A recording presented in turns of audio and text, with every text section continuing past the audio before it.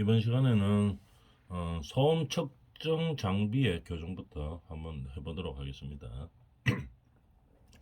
소음 측정을 하는 장비들을 교정을 합니다. 이 왜 교정을 하는가 하면은 우리가 소음 측정을 하는데 이거는 법적 소음이 이제 예를 들어서 뭐 어느 정도 소음을 발생하는 현장이다 뭐 이렇게 되면 무슨 문제가 따른가 하면 법적으로 제한되는 문제가 따르죠. 그러니까 똑바로 측정을 해야 됩니다. 근데 이게 소음 기계가 뭐 좀 잘 안 맞아가지고 측정이 올바로 되지 않으면은 이게 문제가 많이 큰 문제가 발생하죠. 그래서 국제 규격에 맞는 그런 소음이 측정될 수 있도록 이제 교정을 하는 거겠죠.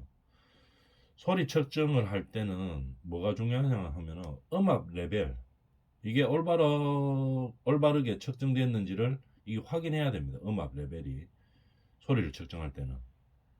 그래서 소음계를 올바르게 측정하는 절차를 교정이라고 하는 거죠.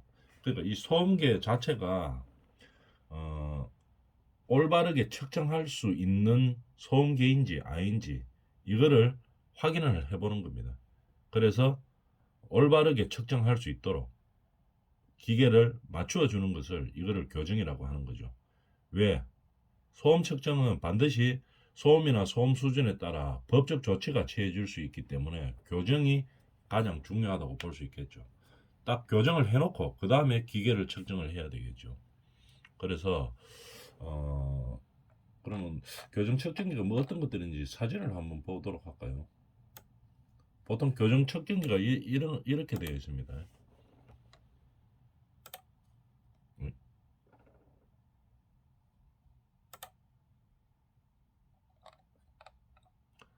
뭐 이렇게 되어 있어요. 요 측정하는 장치가 있고 교정해가지고 조정할 수 있도록 딱 되어 있습니다.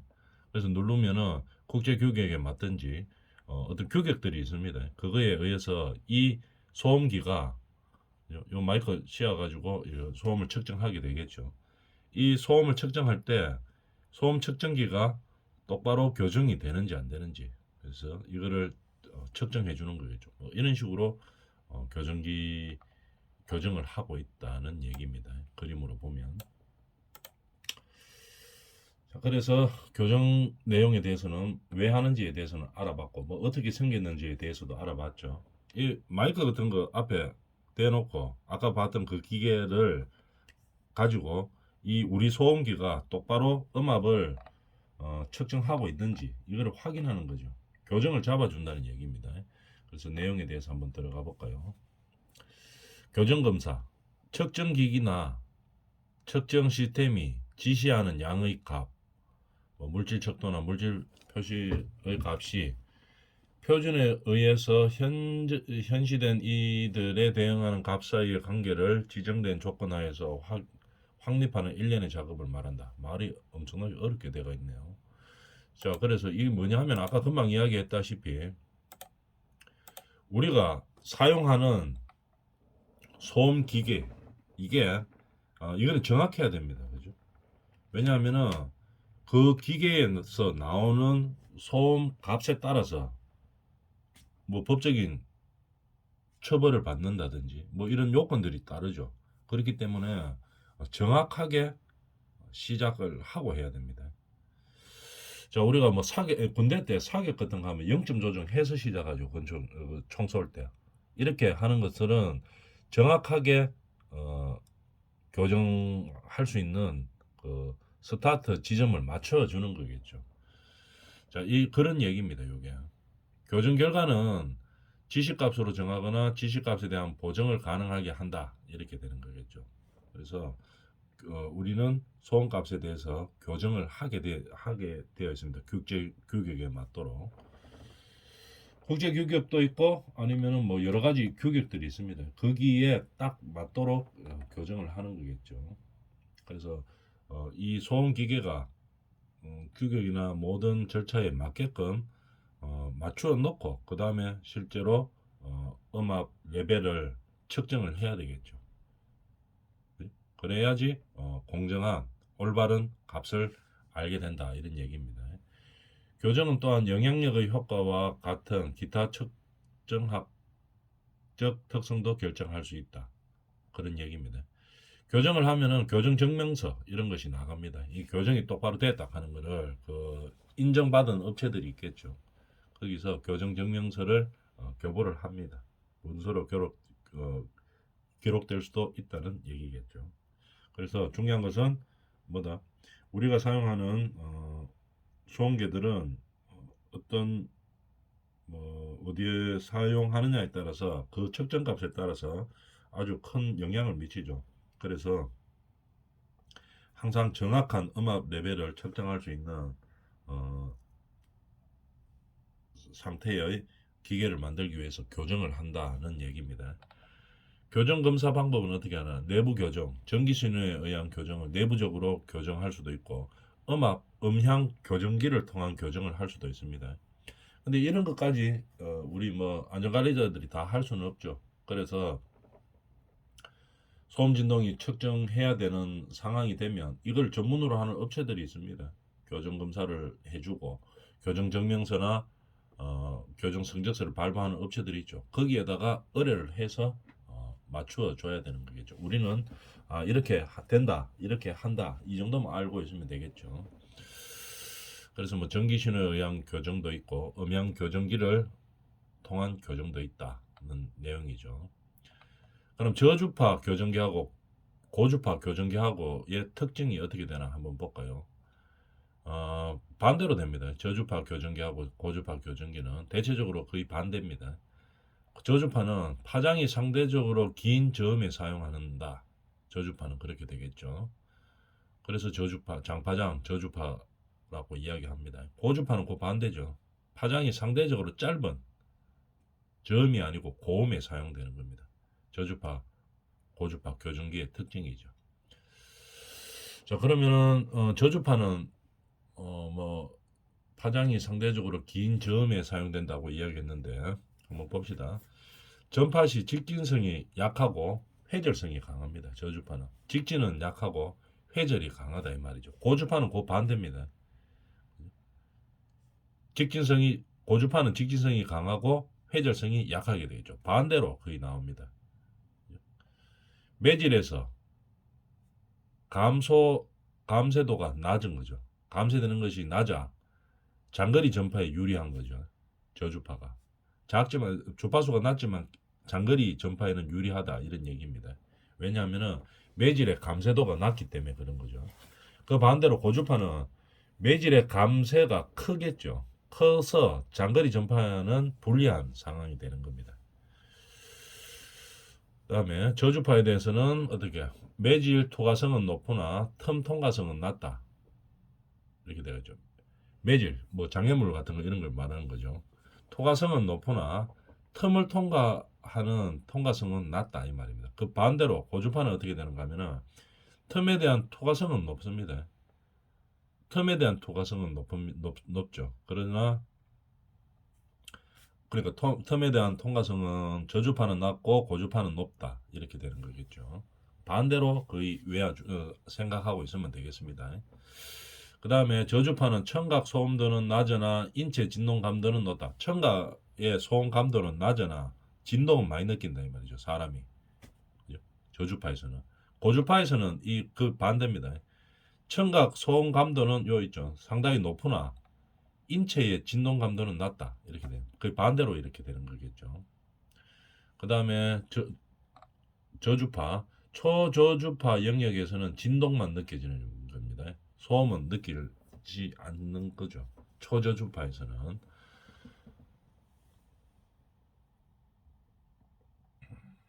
진동만 느껴지는 거입니다. 저주파 영역에서는 소음, 진동 동시에 전달되는 거고 초저주파에서는 진동만 되는 거죠. 진동만. 초저주파에서는 고주파음에 비해 진동에 의한 불쾌감이 상승한다. 일반적인 얘기고. 그 다음에 청간 집중 충격음의 최대 70%는 저주파 성분이다 이 말이죠. 청간 직접 충격음의 최대 70%는 대부분 저주파 성분이다 이렇게 알아놔 주면 되겠습니다. 그래서 여기서 우리가 알아줘야 될 것은 뭐 청각 소음 감도는 좀 낮으나 저주파는 인체 진동 감도는 높다. 청각은 낮게 느껴지고 소음은 그다음에 소음은 낮고 진동은 높게 느껴진다. 이런 얘기입니다. 저주파일 때는 상대적으로 차음보다 흡음 또는 재진보다 방진의 방음 효과가 우수하다 하는 내용이죠. 그래서 일반적인 내용들이니까 저주파의 특징에 대해서 쭉 읽어주고 이해만 해주면 되겠습니다. 반대로 고주파는 그 반대다 하는 거. 고주파 한번 볼까요? 소음 감도는 높다. 반대죠. 저주파하고. 고주파는 소음 감도는 높고 진동은 낮다. 저주파에서는 반대였죠. 4000Hz 전후에서 청각 감도가 가장 높은 거죠. 그 다음에 여성 어린이 소리 주파수는 200에서 9000, 남성은 100에서 7000을 적용한다. 고주파 적용하는 범위죠.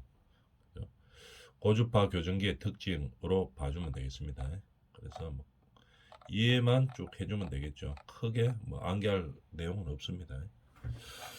그래서 우리가 왜 교정을 한다 하는 거 그거 정도는 알고 있어야 되겠죠. 그 다음에 저주파하고 고주파가 거의 반대로 일어나는 거고 저주파는 어떻게 소음에는 낮고 진동에는 높다. 저주파는 그 다음에 반대로 고주파는 뭐 소음에는 높고 진동에는 낮다. 이렇게 알아주면 되겠죠. 그 정도만 알아주면 되겠습니다. 그 다음에 저주파는 뭐 직진성이 약하고 회절이 강한 거고 저주파는 그렇고 고주파는 반대로 직진성이 강하고 회절이 약하다 하는 정도. 그래서 저주파가 장거리 전파에 유리한 겁니다. 저주파가 감세가 낮기 때문에 매질에 대해서 매질이 장애물이죠.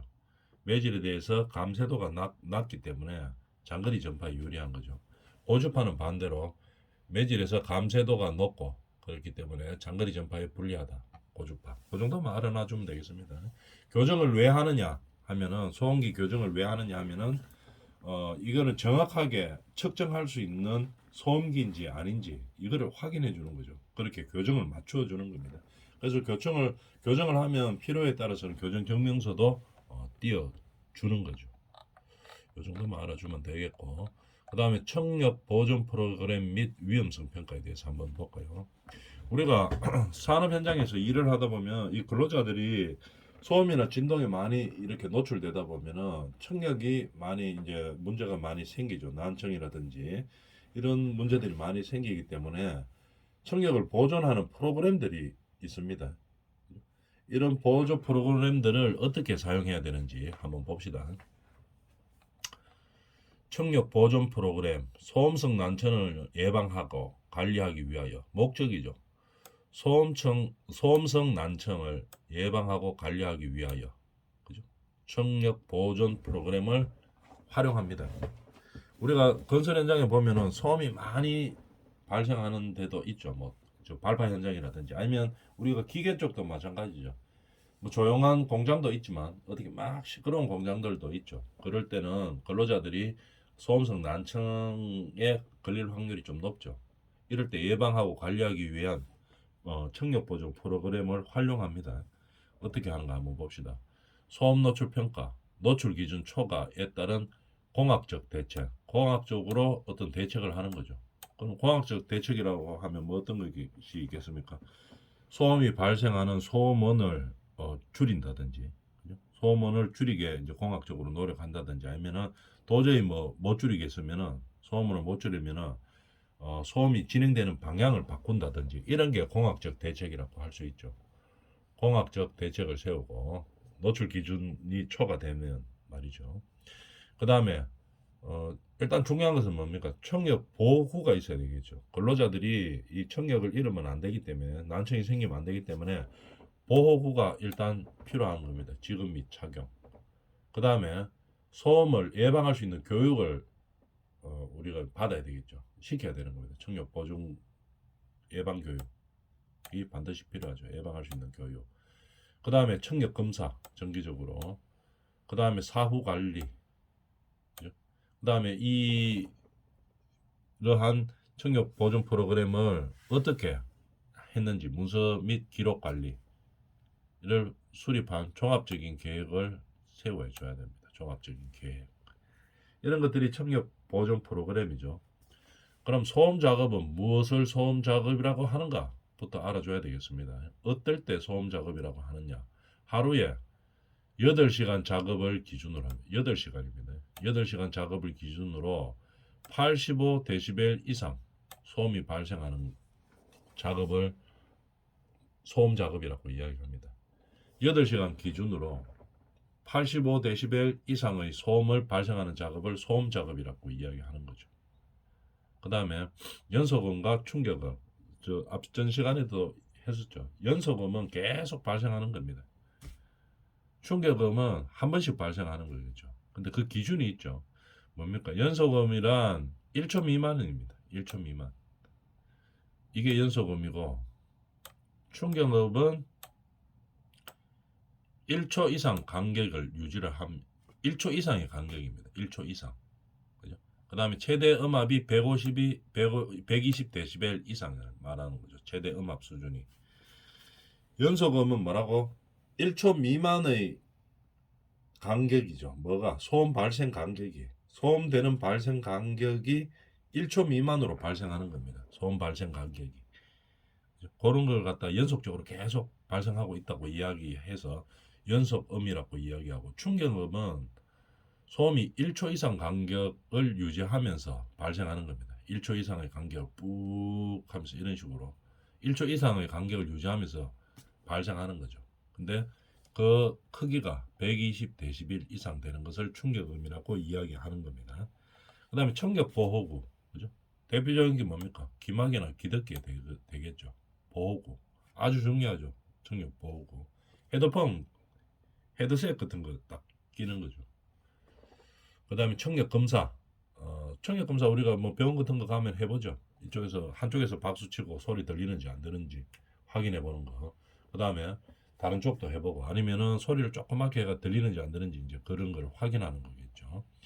기도 및 골도, 청력 역치를 측정하는 것을 말한다. 이런 것들을 청력검사라고 합니다. 그러면 용어 정리에 대해서 해보는 거죠. 청력 보존 프로그램을 하기 위해서 많이 나오는 용어들에 대해서 해봤는 겁니다. 청력 보존 프로그램이 뭔지를 알아봤고, 소음 작업은 뭐 어떤 것을 소음 작업이라고 하는지 알아봤고, 연소음과 충격음에 대해서 알아봤습니다. 연소음은 1초 미만으로 간격으로 소음이 발생하는 것, 충격음은 1초 이상의 간격으로 발생하는 소음이 발생하는 것, 이런 것 갖다 충격음이라고 이야기하죠. 그 다음에 충격음은 120데시벨 이상의 소음을 말하는 겁니다. 최대 음압 수준이 120데시벨 이상. 그 다음에 청력 보호구는 뭐 알 수 있겠죠. 헤드셋 같은 형태의 귀마개나 귀덮개를 말하는 거죠. 검사, 청력 검사. 우리가 뭐 많이 해보니까 알죠. 병원에 종합 검진 받으러 가면 많이 해보죠. 그래서 그런 것을 청력 검사라고 얘기합니다. 그러면 우리가 청력 보존 프로그램의 목표가 뭐냐? 그죠? 목표는 우리가 생각해보면 알 수 있죠. 소음성 난청을 예방하고 청력을 보호하는 겁니다. 작업 환경으로부터 근로자들의 소음성 난청을 예방하고 청력을 보호하기 위한 것이죠. 그죠? 그게 목표가 되는 겁니다. 소음성 난청의 예방과 청력 보호, 이걸 위한 거죠. 근로자의 청력을 보호함으로써 뭐 크게는 어떤 목표가 또 볼 수 있습니까? 국가적인 차원에서는 의료비나 뭐 이런 비용을 절감할 수 있고, 보상 비용, 회사로 봐서는 뭐 보상 비용을 절감할 수 있고, 그 다음에 근로 일수를 뭐 병이 아프면은 일을 못 하죠. 그러니까 근로 일수를 뭐 못 채울 수 있는데, 이런 손실 방지, 인적 자원 보호, 확보, 이런 게 청력 보존 프로그램의 목표이겠죠. 목표이고, 그 다음에 기본 내용은 뭐 어떤 게 있는가를 한번 볼까요? 청력을 보존하기 위한 프로그램의 기본 내용입니다. 생각해보면 알 수 있겠죠. 근데 이제 구체적으로 한 번씩 봅시다. 제일 중요한 것은 이거죠. 난청의 예방입니다. 예방. 이거 난청 생기고 나서 치료하는 게 목적이 아니고 예방하는 게 목적인 거예요. 그렇죠? 소음성 난청의 예방, 청력 보호를 위한 교육의 제공, 예방과 교육을 제공하기 위해서 청력 보존 프로그램을 사용하는 겁니다. 중요한 것은 예방이 중요한 거겠죠. 소음성 난청의 예방. 그다음에 작업장 소음 수준의 정기적인 측정과 평가. 작업장의 소음 수준을 어떻게 합니까? 측정하고 평가를 하는 거죠. 청력 보조 프로그램을 돌리는 이유는, 그래서 작업장이 소음이 너무 심각하다, 기준치보다 넘어선다 이러면은 줄이기 위해서 하는 거죠.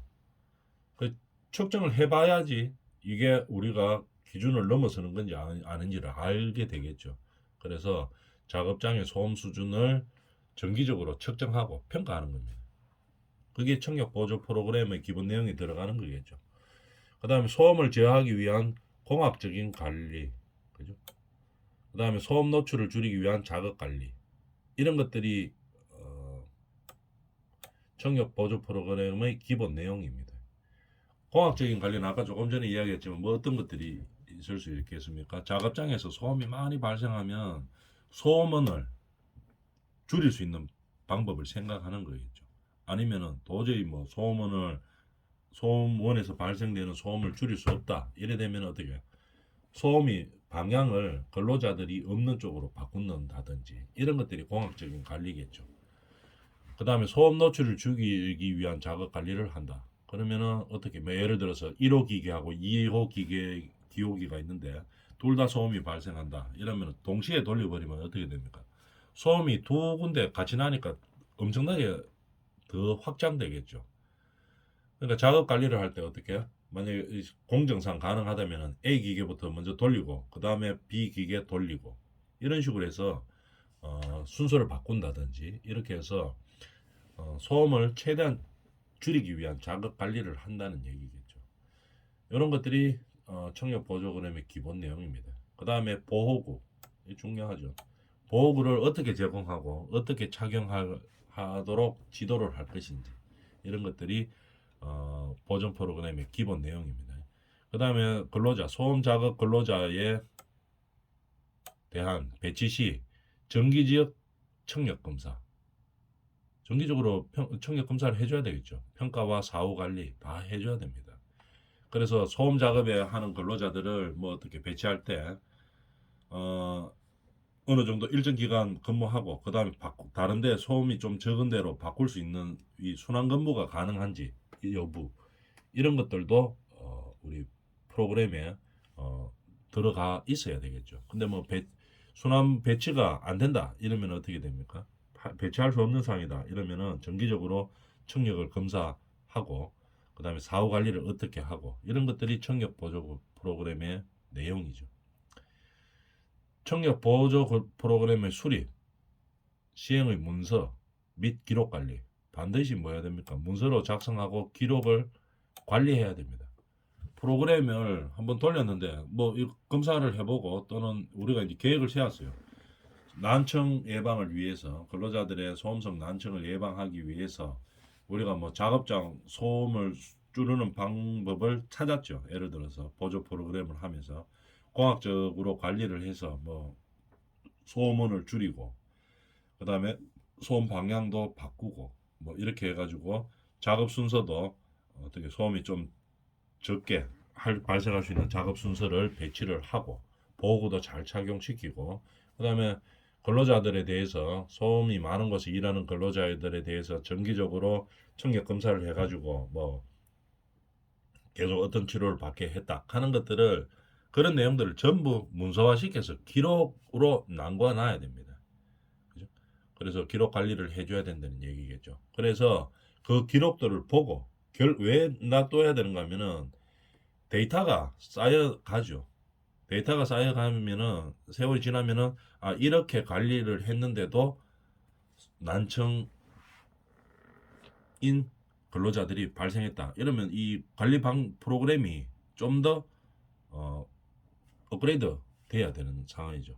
좀 더 개선이 돼야 되는 상황입니다. 잘 관리가 돼가 있으면 그냥 현행을 유지를 해도 되겠죠. 보존 프로그램을. 근데 잘 관리가 안 되면은 뭐 개선안을 찾아야 되기 때문에 문서로서 기록하고 관리를 꾸준하게 해줘야 되겠죠. 그래서 그 데이터들을 분석해 가지고 이것이 진짜로 청력 보조 프로그램으로서 잘 유지되고 있는지 안 됐는지를 확인하기 위해서 기록 관리를 해줘야 되는 겁니다. 그 다음에 정기적인 평가와 보완이 필요한 거죠. 이거 프로그램 한번 설치했다고 해가지고 우리 현장하고 딱 맞는다 하는 법은 없죠. 이게 우리 현장하고 안 맞아서 보완해야 되는 부분들이 발생할 수 있습니다. 그렇기 때문에 평가를 하고 그 다음에 보완을 시켜줘야 되는 거겠죠. 자, 청력 보존 프로그램의 기본 내용에 대해서 해봤습니다. 그 다음에 그러면 예방 교육 내용 등 기타 내용들은 이제 다음 시간에 하도록 하겠습니다.